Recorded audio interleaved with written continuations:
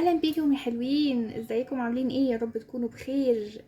انا دودو، دي قراءة جديدة لبرج العذراء لشهر يونيو 2025. قراءة عامة تنفع للراجل وللست، للعزاب والمرتبطين والمتجوزين كمان. لو القراءة دي وصلتك فممكن يكون فيها رسالة ليك من الكون يا برج العذراء، فركز كويس وشوف ايه اللي هينطبق عليك. وطبعا لو حابب تعمل قراءة خاصة ومفصلة ليك انت بس، تقدر ان انت تتواصل معايا على الواتساب، الرقم موجود تحت في صندوق الوصف.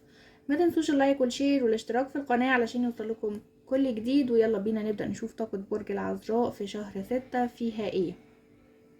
طيب برج العذراء، في البداية هناخد الطاقة العامة بتاعتك هنا كده. طاقتك العامة، انا شايفاك ان انت مرهق يا برج العذراء، شايفاك ان انت تعبان. يمكن الفترة اللي فاتت كان فيها ضغوطات كتيرة، بس عايزة اقولك ان شهر ستة بالنسبة لك يا برج العذراء جايلك بطاقة تغيير كبيرة، جايلك بطاقة تغيير. بتحس ان انت بتصحى او بتفوق من الثبات الطويل اللي انت بقالك فترة فيه يا برج العذراء، كأنك كنت مستني اللحظة دي علشان تتحرك فيها. شايفة كمان ان في فرص هتبدأ تتفتح لك فجأة يا برج العذراء، وبعض الابواب اللي كانت مقفولة هتبدأ تتفتح قدامك.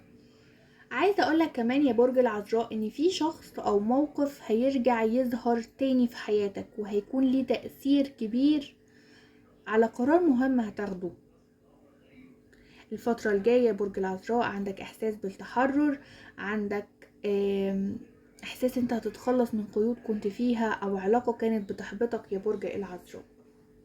طيب هنبدأ هنا بالطاقة العملية بتاعتك يا برج العذراء، امورك العملية والمهنية.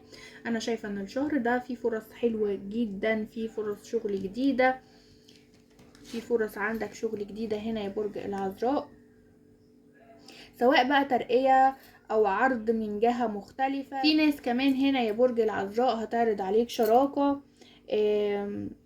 سواء بقى في مشروع، وده ممكن يكون له عائد كبير بالنسبة لك جدا قدام. بس لازم تتأكد من التفاصيل قبل ما توافق يا برج العذراء، لازم تتأكد من التفاصيل قبل ما تاخد اي خطوة. يعني ما تتسرعش في الخطوة دي يا برج العذراء، اتأكد من كل حاجة الاول.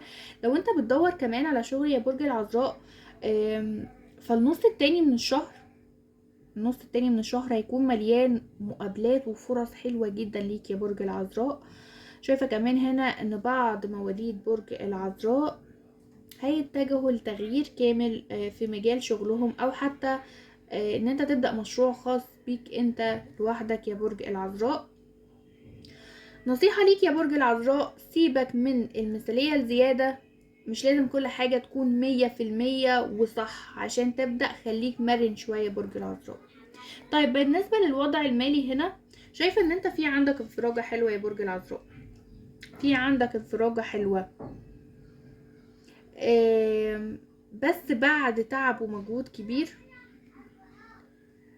عايزة اقول لكم ان البعض منكم كان بيعاني من ديون او مصاريف زيادة يمكن يا برج العذراء، لكن في اخر الشهر هيبدأ يحس بتحسن كبير في اموره اتجاه كل حاجة. شايفاك ان انت بقالك فترة هنا يا برج العذراء شايل حمول كتيرة، شايل عبء، في عندك مشاكل تخص الامور المادية، تخص الشغل، وده مخليك ان انت مضغوط نفسيا يا برج العذراء بسبب الديون او بسبب المصاريف الزياده زي ما قلت لكم. لكن الامور الماديه هتتحسن اخر الشهر، فده هيحسن كمان من طاقتك النفسيه. حاول ان انت ما تصرفش يا برج العذراء، ما تصرفش فلوسك على حاجات تافهه. خلي عندك خطه واضحه لمصاريفك، هتمشي ازاي، هتعمل ايه، خطوات كده واضحه. ما تصرفش مصاريف ملهاش لازمه الفتره دي. الرساله بتاعتك هنا يا برج العذراء يعني خد خطوه واعتمد على نفسك، مش لازم تستنى المساعدة من حد. خد خطوة واعتمد على نفسك انت لوحدك وبس. تعالى كمان يا برج العذراء نشوف بقى الطاقة العاطفية، وده اهم فقرة في الفيديو معانا. نشوف الطاقة العاطفية للمرتبطين والعزاب والمنفصلين بتقول لنا ايه. طيب هنبتدي هنا بطاقة المرتبطين. عايزة اقولك هنا يا برج العذراء ان العلاقة فيها نوع من الروتين الفترة دي او ملل ما بينك وما بين الشريك. محتاجين تجديد، محتاجين تجددوا في العلاقة، محتاجين ان انتوا يبقى في كلام، في تواصل، في قرب اكتر مع بعض في العلاقة. بعضكم هنا يا برج العذراء بيفكر في حاجة، يعني انا شايفاك هنا يا برج العذراء ان انت بتفكر تاخد قرار كبير زي الارتباط الرسمي او حتى الانفصال. في البعض هنا بيفكر ان هو ينفصل عن الشريك، لان شايف ان هو تعب في العلاقة دي. شايف يا برج العذراء ان انت اديت كتير في العلاقة دي، ان انت ضحيت كتير، انت حاولت كتير على قد ما تقدر عشان العلاقة ما بينك وما بين الشريك ما تتكسرش. شايفاك هنا ان انت في طاقة حزن كبيرة يا برج العذراء، البعض منكم هنا في طاقة حزن كبيرة من الشريك. شايف ان الشريك تعب، وشايف ان الشريك البعض هنا تعرض يمكن لخداع، تعرض لخيانة، فده مأثر عليك يا برج العذراء بشكل قوي. طيب برج العذراء عايزه اقول لكم كمان هنا ان البعض زي ما قلت لكم اخد قرار ان يكون في ارتباط رسمي او حاجه، ان لازم يوصل لحل في العلاقه دي. خلي بالك يا برج العذراء من الشكوك وسوء الفهم، ان انت ممكن تبقى شاكك في الشريك، ممكن يحصل حاجه فتغلط ان انت تفكر بشكل مش كويس، تتسرع في اخذ خطوه ان انت تبعد من غير ما تفهمه، من غير ما تتكلم معاه. انا شايفه ان في اطراف خارجيه بتحاول تتدخل ما بينكم هنا يا برج العذراء للاسف. يمكن الاطراف دي ممكن حد من الاصدقاء، ممكن حد من الاهل، ممكن كمان تكون علاقه يا برج العذراء. يعني انت هنا في حد في العلاقة دي بيأثر عليها بتوتر ومشاكل دايما وتعب ما بينك وما بين الشريك يا برج العذراء، فخلي بالنا الفترة دي شوية. طيب بالنسبة للعزاب هنا، بالنسبة للعزاب شايفة ان في شخص جديد، في شخص جديد هنا يا برج العذراء داخل حياتك. يمكن الشهر ده هيكون مختلف جدا. الشخص ده انا شايفاه ان هيكون مختلف جدا عن اللي انت اتعودت عليه. يعني شخص مختلف في الصفات، في الاسلوب، في التعامل، مختلف في حاجات كتيرة يا برج العذراء بالنسبة لك، بس هيشدك وهيجذبك ليه جدا. برج العذراء عايزة اقولك كمان لو حد قديم بيحاول يرجع لك، فكر كويس قبل ما تدي فرصة تانية وترجع، ما تتسرعش. شايفة ان انت طاقتك الشهر ده يا برج العذراء جذاب جدا، طاقتك جذابة جدا في الشهر ده، وده هيخلي ناس كتيرة تنجذب ليك جدا وتقرب منك اكتر وتبقى عايزة تعرفك اكتر، وتبقى عايزة ان يكون في علاقة ما بينك وما بينهم يا برج العذراء. طيب بالنسبة للمنفصلين هنا، بالنسبة للمنفصلين شايفة ان في رجوع هنا متوقع للبعض منكم، في رجوع هنا يا برج العذراء متوقع للبعض منكم، بس يعني هيكون الرجوع ده قدام اختيار يا برج العذراء، ما بين ان انت ارجع ولا اكمل حياتي من غيره. خلاص انا اتعودت ان انا عايش من غيره. طيب انا لو رجعت هو هيأذيني تاني، هيبعد عني، هيجرحني، هيخوني. تفكير كتيرة، يعني افكار كتيرة راحة جاية في دماغك يا برج العذراء. بس عايزة اقولك على حاجة يا برج العذراء، اللي راح علمك درس مش لازم ترجعه تاني. اسمع لقلبك، بس اسمع لعقلك كمان. ما تمشيش ورا قلبك وبس يا برج العذراء. حاول المرة دي تفكر بعقلك شوية، شوف احساسك هيقولك ايه، شوف الدنيا معاك هتكون عاملة ازاي. تعالوا كمان نشوف الطاقة الجسدية والصحة عندك يا برج العذراء فيها ايه. طيب برج العذراء عايزة اقولك ان انت الفترة دي داخل على مرحلة فيها يعني تحسن صحي ملحوظ جدا، خصوصا لو كنت مريض او مرهق الفترة اللي فاتت يا برج العذراء. عايزة اقولك كمان خلي بالك من الاكل السريع، وحاول ان انت تزود شرب المية شوية وتهتم باكلك الصحي يا برج العذراء، لان انت ما بتاكلش اكل صحي اساسا ومش مهتم بصحتك. البعض ممكن بيبتدي الفترة دي نظام رياضي او هتلتزم بعلاج معين كنت مأجله بقالك فترة يا برج العذراء. عايزين ناخد كمان بقى رسائل ونصايح من التاروت، تشوف الرسائل بتاعتنا هنا ونصايحنا هتقول لنا ايه يا برج العذراء. واحنا بنشوف الفيديو كده، يلا اللي لسه محطش لايك يحط اللايك بتاعنا، ما ننساش الكومنت الحلو. طيب برج العذراء، رسالتك هنا بتقولك ما تخليش خوفك يمنعك من البدايات الجديدة. مش كل الناس اللي حواليك نيتهم صافية، اختبرهم بالافعال مش بالكلام يا برج العذراء. برج العذراء عايزه اقول لكم كمان ان البعض منكم في عنده طاقه حلوه جدا لترسيم علاقه او خطوبه الشهر يا برج العذراء. ربنا بيجهز لك حاجه اكبر من اللي انت بتتمناها، بس محتاج تصبر شويه يا برج العذراء. في راحه بعد تعب كتير، بعد فتره من المجهود والقلق يا برج العذراء، في راحه نفسيه الفتره الجايه عندك كبيره جدا. دلوقتي يا برج العذراء، بعد ما شفنا طاقتك او التوقعات بتاعتنا بالتاروت، يلا بينا نختم القراءة بقراءة الودع ونشوف الرسائل اللي جايالك من الطاقة والحدث فيها ايه.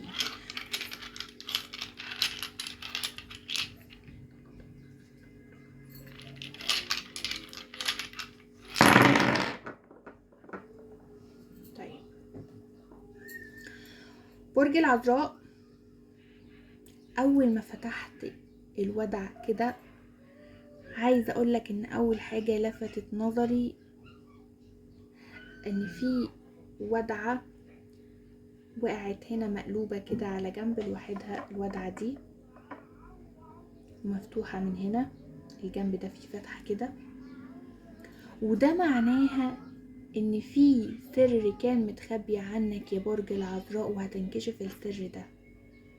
هينكشف الشهر ده، ممكن يكون حد كان بيخدعك او موقف هتشوفه على حقيقته يا برج العذراء، بس بصراحة انكشافه هيكون في مصلحتك وهيحررك من حاجة كانت بتستنزف طاقتك يمكن يا برج العذراء.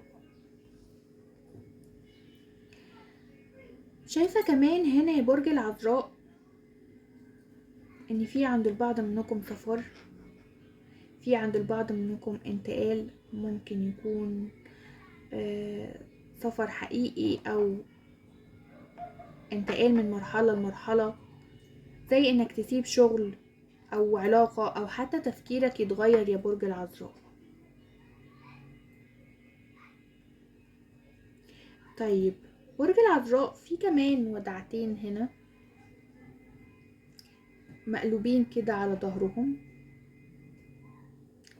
لكن في بينهم هنا يعني فراغ كده صغير، في فراغ صغير. طيب الرسالة هنا واضحة جدا يا برج العذراء ان في شخص بيحبك او بيفكر فيك، بس بينكم مسافة او سوء تفاهم او اختلاف او مشكلة، بس مشكلة صغيرة ما بينكم يا برج العذراء. لو انت منفصل فالشخص ده ناوي يرجع، بس مشكلته انه عنيد او بيخاف يمكن من الرفض، ان انت ترفضه او ان انت متقبلش ان انت ترجع للعلاقة. ولو انت مرتبط يا برج العذراء فالعلاقة محتاجة تواصل اكتر ما بينك وما بين الشريك، محتاجة تقرب منه اكتر، محتاج ان انت تتكلم معاه اكتر يا برج العذراء.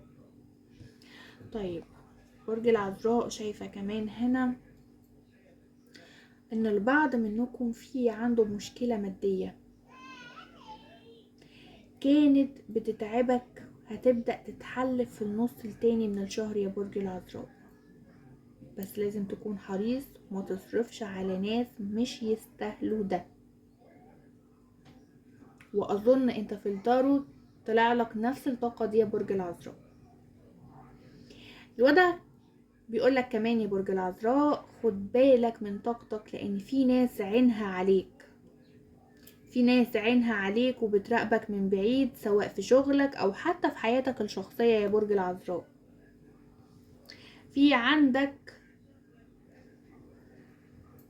ناس مركزين معاك وفي عيشتك وفي حياتك العاطفية وفي شغلك، فخلي بالك، مش حسد بس في طاقة غير واضحة بالنسبة لي هنا شوية يا برج العذراء. فنضف طاقتك بالقرآن، الملح او حتى شموع البيضة يا برج العذراء. فخلي بالك واحمي نفسك وطاقتك كويس جدا الفترة دي يا برج العذراء.